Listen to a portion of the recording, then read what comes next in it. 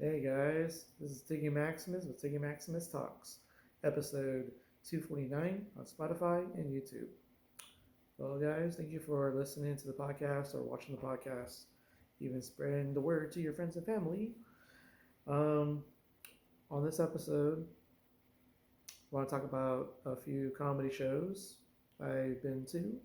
Been dying to talk about it. We got a show at the Mic Drop Comedy Club, Claire Mesa Boulevard. Um, You got Natasha Collier as a headliner for that show. That was December 4th. We had another show. It was Singles and Sweaters, also at the Mic Drop Comedy Club in Claremont Mesa Boulevard, produced by Camille Waters. Also, working in conjunction with, in real life, San Diego, um, which is run by a lady named Ms. Kim. Um, and also, there was a show at the Laugh Factory, which is actually the rarest comedy club I've gone to out of the main ones here in San Diego. And there's a show with Shaan Joshi. So he was the headliner. First time seeing him. Um, let's see. Okay. So let's talk about the Natasha Collier show. So the host of that one was Connor Costello, great guy. Always love his jokes about boomerangs and paint stores. And speaking in Spanish, uh, honestly, you did pretty well with the crowd. Um, the fact that this was in the main room of the Mic Drop Comedy Club, and you got a lot of people laughing throughout most of his set. So I want to say Connor Costello 8.5 out of 10. Then we got Rita. Um, let's just call her Rita Comedy. That's actually her Instagram handle. I probably won't try to pronounce her last name. But she did talk about dating. Um, I guess she did talk about some parts about arranged marriages, which she didn't do. Um, she talked about moving to San Diego, um, and some kind of quirks about San Diego. Um, and I would say she didn't do too bad with the crowd. She did quite a few laughs. I want to say she was an 8.4 out of 10. Next that came up was Noah Kopfer, or Noah Kopfer. Yeah. I do remember seeing him at Don't Tell Comedy, and what I remembered was he was super hilarious. This guy was pretty funny throughout the whole set, and he's actually was the funniest guy of the night. And he does a lot of like um, loud noises to go with his jokes to kind of make kind of emphasis on his jokes, which is great. And he did talk about sumo wrestling, which I'm also a fan of in a way. So that was kind of cool. Um, I would say Noah Kopfer, 9.1 out of 10. Then we got our headliner returning home to San Diego, Natasha Collier. She talks about, you know, getting her first apartment in LA. Talks about dating, apps. Um, talks about her mom and dad being half Vietnamese. Um, so I noticed that most of it was a mixture of old and new jokes, and it's kind of refreshing to see some new jokes. And she did really well with the crowd, like she always does. Um, I gotta say, the fact that she's in the main room and she got quite an ovation, a lot of laughs throughout her set. I gotta say she was a 9.0 out of 10. So that show was December 4th. Um, I went to another show after that. It was Singles and Sweaters. Mike Drop Comedy Club. Um, the producer was Camille Waters, and she worked with Ms. Kim of IRL San Diego, in real life San Diego. It's like a singles dating group that just hangs out throughout San Diego and do some stuff, whatever, in LA, wherever. And there was a dating show um, involving the singles, and I was technically on standby because I guess depending on how much time was given, I could have gone up, be one of the contestants, or be one of the ones chosen, or be the one that would pick somebody. Um, I guess I'm unofficially in the group, I guess, of IRL San Diego. But what's cool is that Ms. Kim had actually asked me some questions about a few people that I was talking to and asked if they were single. Um, well, for one, I could tell them, you know, if someone was single because I happened to talk to somebody. But the fact that she didn't ask me to be a contestant, I would have loved to actually do it, but she didn't ask me. So I don't know if she thought, well, I mean, I'm there, and you kind of would you would think that maybe I'm single, or you would ask to see if I was single.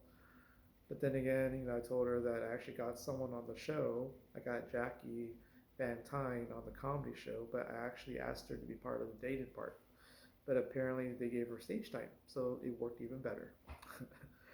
um, but yeah, the host of the Singles and Sweaters was Vanessa Dunn, and she did a great job. She looks great. She dressed for the part and did a great set on stage, talking about dating, her cooking, um, and she did well with the crowd. And I've seen her do well on most shows, and this show that I saw was no exception. She always does pretty well. I want to say she was an 8.5 out of 10. Out came Rachel Lloyd, and she did, talk about dating, talked about um, her rap skills, beatboxing. That kind of got people going, so she did pretty well herself. 8.5 out of 10 for Rachel Lloyd. And my first time seeing R.J. Haynes perform at the mic drop, and the only thing I remembered about his set was he asked the crowd if he looks like someone who dates white girls. I guess that's a great opener. Um, he did pretty well. Um, there were probably a few laughs on a few good jokes. So overall, 8.2 out of 10 for R.J. Haynes. And then I think at this point they were gonna do the dating comedy show. So with all the singles. This one guy, I think he was like a hockey player. He just moved to San Diego. He had three beautiful women to choose from, and they got to answer questions. There was this one girl who was asked, and they asked this question to all three: who would you want to meet, and what would you want to talk about? The person would have to be like a famous person, dead or alive. And apparently, this one girl said George W. Bush. That got everybody laughing, and there was a callback later in the show. um, I couldn't stop laughing, so that was pretty funny. Um, and I guess the hockey player did chose the lady who was sitting in the middle, based off of her answers. I think they were asked like three questions. Um, and there was another guy who got to choose three women. And that's all they had the time for. The women didn't pick the guys. It was just the guys picking the women. Apparently, the guy he asked 3 questions as well. And from what I remembered, I think he picked the lady that wore the Anaheim Ducks jersey as a Christmas sweater. That's what I think I remembered. So I happened to talk to her after the show, and I told her I'm a Kings fan, so obviously we can't be friends. But the Kings and Ducks are doing pretty well this season. Go LA Kings. Um, the dating show, I guess out of 1 out of 10, I would say it was probably 8 out of 10. Um, there were some laughs and some interesting answers to questions, but it was kind of chill. But at least there were some laughable parts of the dating game. And then we ended up going back to 4 more comics, and um, so I mentioned before that I actually brought onto the show Jackie Van Tyne, and she did like 3 minutes, I guess, and she talked about a game she plays. Um, did this happen at a strip club or at a senior health center? Um, and she talks about dating older guys, um, and what happens if you date older guys for her. And she did pretty well. I liked her set. She did was a 8.3 out of 10. Um, the next person to come up was Sapna Iyer. What's interesting is that I found out that Sapna actually works at the same hospital as my childhood friend, Robbie. Robbie and I, we've been friends since like the 3rd grade, so I think I was like 8 or 9. So, you know, I guess Robbie and I have been friends for 39, 33 years? Yeah, 33 years. That's a long friendship. Uh, yeah, uh, but that's kind of cool. Small world. Snap went up, and I think she had some new jokes, and she kind of had some old jokes. Um, uh, but kind of the crowd did laugh at some jokes, but then it was also kind of quiet in between punchlines. It kind of felt like some of it was like a long time between jokes, punchlines. But yeah, Sapna Iyer, I want to say she was 8.0 out of 10. Next that came out was Dalina Hochata. She came out looking very, you know, very fashionable, had some sunshades, um, and she did her set, talked about dating. Um, but I kind of felt like there was a long time between punchlines. So when she did tell a punchline, there were some good laughter, good laughs, but it did seem like it was kind of far apart. Um, so I want to say Selena was a 7.8 out of 10. Then I guess we got our last guy of the night, Alex Petit. Um, and he had some of the funniest jokes of the night. And I say that because he talked about being part of a 3 way and talked about holding the headboard. And he kind of threw in there it was his mom and dad. So that got me laughing because he made you think one way, but he ends up with a punchline that was super funny. And honestly, that was probably the best thing I've heard all night. So overall, I want to say Alex was the best person of the night. Um, 8.7 out of 10. Um, there was another show I went to. Um, oh, by the way, I brought my 2 friends, James, JJ, and Oscar. So they got to be part of the singles and sweaters. And, it might have, you know, supposedly they could have been part of the dating game, but James did say he already has a girlfriend, and Oscar, I just told him that just be on standby if they asked us to be a part of the dating game. So, uh, But yeah, it's kind of cool to bring people to the show. Um, I'm glad they said yes and they went. So, and ah, so the other show I went to, Laugh Factory. Got to see Shaan Joshi, and that was a fun show.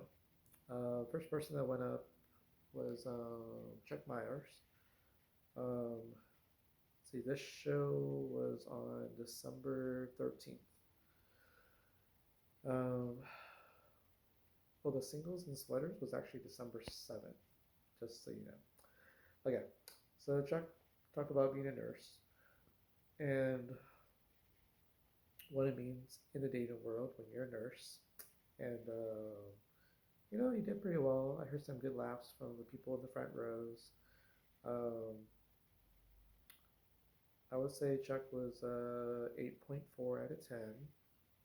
And then we got our host of the night, Carlos Figueroa.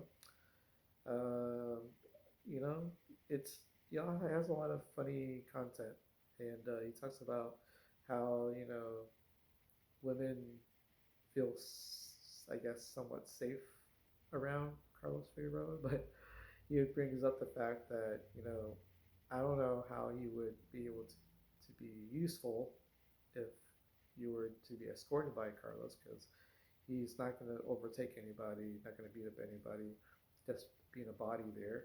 If anything, he looks like someone that would get robbed. So I got a good laugh from the crowd, and that might have been like his best stuff for the night. So I want to say Carlos was an 8.4 out of 10. I believe the next person that went up was Christy Matsutani, and she talked about being she likes to compare herself to a microphone stand. She talks about dating. Um, she did some crowd work, and I don't know if she got thrown off or whatever. But she did well with some jokes, and then there's some that were I kind of felt like this time around there weren't as much laughs in this set than I heard from previous sets. So I want to say Christy was an 8.4 out of 10. Um, uh, I think she did talk about her dad and her mom, and yeah, and I guess she might have brought up her dog actually. Yeah, overall, good fun set from Christy. Next person I think went up was Gordon Downs, and talks about being an Uber driver. Um, talks about dating. Um, and I guess he kind of like wanted people to know what kind of sweats he was wearing because apparently there was a band that's on his sweatpants. So, um, but he got some good laughs from the crowd. Did some crowd work. Um, Overall, I want to say Gordon was 8.5 out of 10. And then I think next was Ike Kazarian. Um, Talks about dating women, prostitutes, Vegas. Um, Talks about his mother-in-law. So a lot of great stuff. A lot of people laughing at most of his jokes throughout the whole set. He did really well. He's one of the best guys I've seen out here, actually. Oh yeah, by the way, Ike is the owner of Pushkin in Northwark, I think. So overall, Ike, I think he was a 9.0 out of 10. And then we got our headliner, Shaan Joshi, and he's an Indian from Indiana. Who knew? um, he did some bit of crowd work. He did talk about some married couples in the crowd. Um, he had some questions about relationships in the crowd. Who was the longest relationship? He even talked to some lesbians in the front row. Um, some guys that were kind of napping in the back or something. Um, Talks about dating. Um, And overall, with all that, and he was mostly known for his crowd work, which I can tell. So it was a lot of fun stuff. Um, the lady in the front row with her two friends, she was very talkative, so I wasn't sure where that was going to go. If it was going to turn out good or bad. Um, but um, overall, it was good. Um, crowd seemed to be laughing throughout the most part during his headlining set. So I'm glad I got to see Shaan because I might have seen his flyers before, but I never got to come out to see him. But I'm glad I went out on December 13th, which happens to be John Cena's very last wrestling match. Anywho, um, but yeah, Sean Osasi did really well with this crowd. I'm glad I came out to see him. He has some great crowd work. Um, and I want to say he was a 9.0 out of 10. And what's cool is that Sean and I talked about football after the show. So, yeah, we got a good picture. So, glad we got to talk a little bit. Um, Great guy. And very nice to talk to. I like that. I'm now a supporter. Um, Overall, yeah, Sean was 9 out of 10.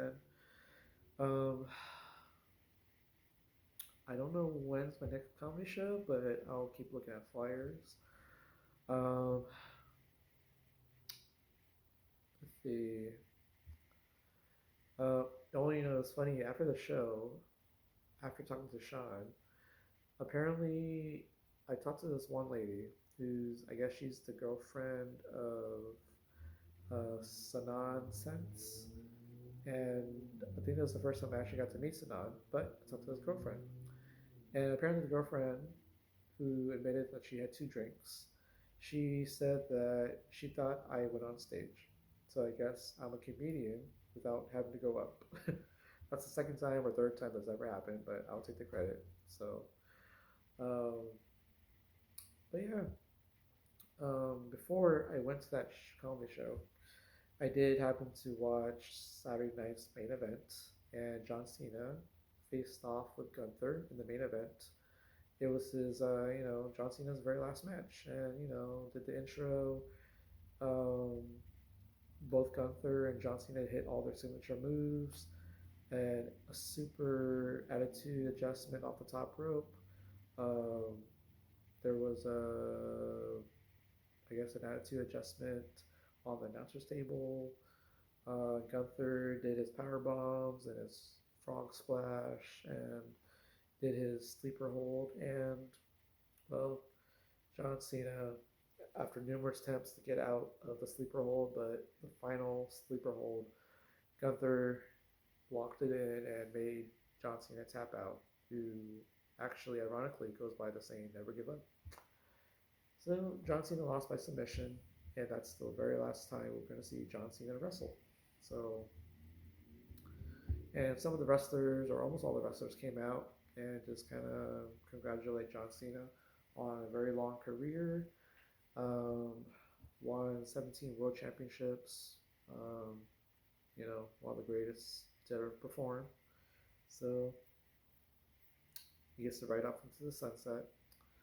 That match, I thought it was like it's about as good as it can be. I want to say the match was like a 8.9 out of 10. Um, there was a match with Leon Slater, Javon Evans from TNA and NXT.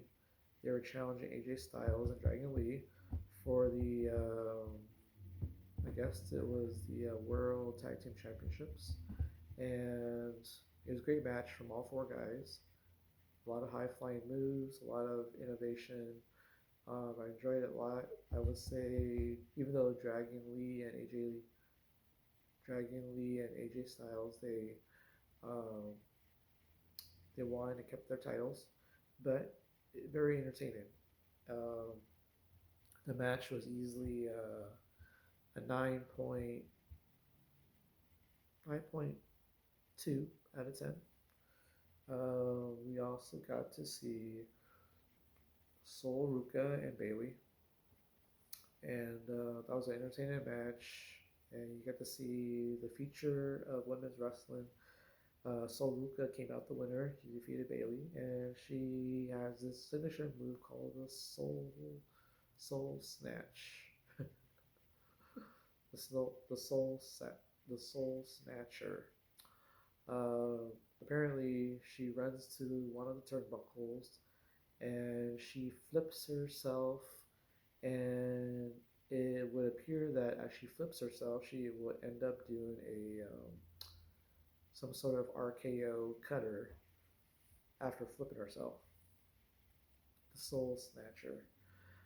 It's a very impressive move, um, and I'm glad that Soul Luca won. Um, so future's bright for her. The match itself, I want to say it was like an 8.6 out of 10. Um, and then oh, we got a champion versus champion match.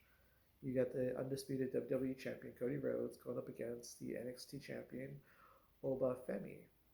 I've been looking forward to this match. I like the intros for both guys, but especially Oba Femi because his has a very ominous, intensive intro and has a little upbeat to it. And it's kind of cool that he goes out to the ring in that music, that intro. I think he has a bright future on the main roster, and the fact that he is a two-time NXT champion, guy is just massive, powerful, has some great moves. I think he is going places. Even though the match ended with Cody Rhodes winning by disqualification because of Drew McIntyre, Drew McIntyre Cody Rhodes still has a rivalry going on that's ongoing. Who knows where it's going to end? Um, but it was kind of interesting because I think Obafemi and Cody Rhodes they both held good on their own, and from what I saw, easily 9 out of 10. Um, Maybe in the future you might see them again in the main event of a big premium live event or a Grand Slam event. So who knows? Obafemi could be main event in WrestleMania one day. Um, yeah, Cody Rhodes, Obafemi, easily 9 out of 10. Uh, let's see. Oh, I guess I should bring this up. Chargers defeated the Kansas City Chiefs, sweeping the season series. Um, and Chargers delivered some big hits during the game. I think easily 10 to 12 Chiefs players got hurt. And one key player that did get hurt was Patrick Mahomes. He tore his ACL during the game because of a Chargers tackle. So Mahomes is out for the season. He is also out of 2026 as well.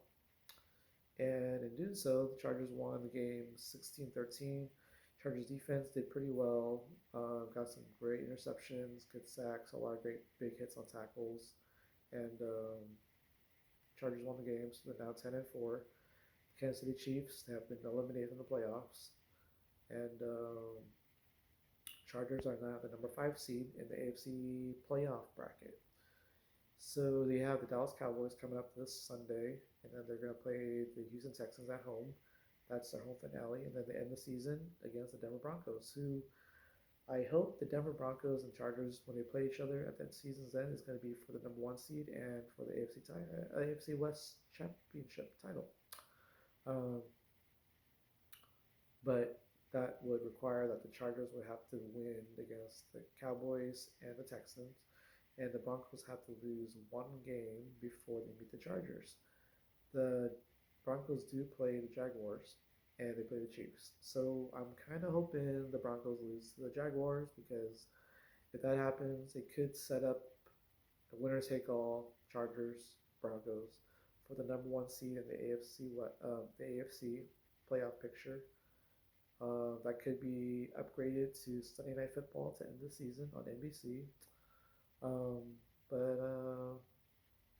yeah, I'm happy for the Chargers, and who knows what might happen. All right, guys, that's it for me. Hope you like my shirt. Talk to you guys later. Food, economy, and sports. You know what I'm all about. Tiggy Maximus signing off. Booyaka, Shama, baby. All right, later, guys. Also, by the way, I am co-producing a comedy show with Jeremy Gumbo Christian at the Mic Drop Comedy Club this Saturday night. 7:30 show, also a 10 p.m. show, December 20th. Get your tickets, tell your friends and family. You might see me on stage, introducing everybody. So, have a fun week, guys. Happy holidays, Merry Christmas, Happy New Year, and talk to you guys again soon. Baby. All right, Tiggy Maximus out. Baby. Sarah. Miedo. Hey there, guys.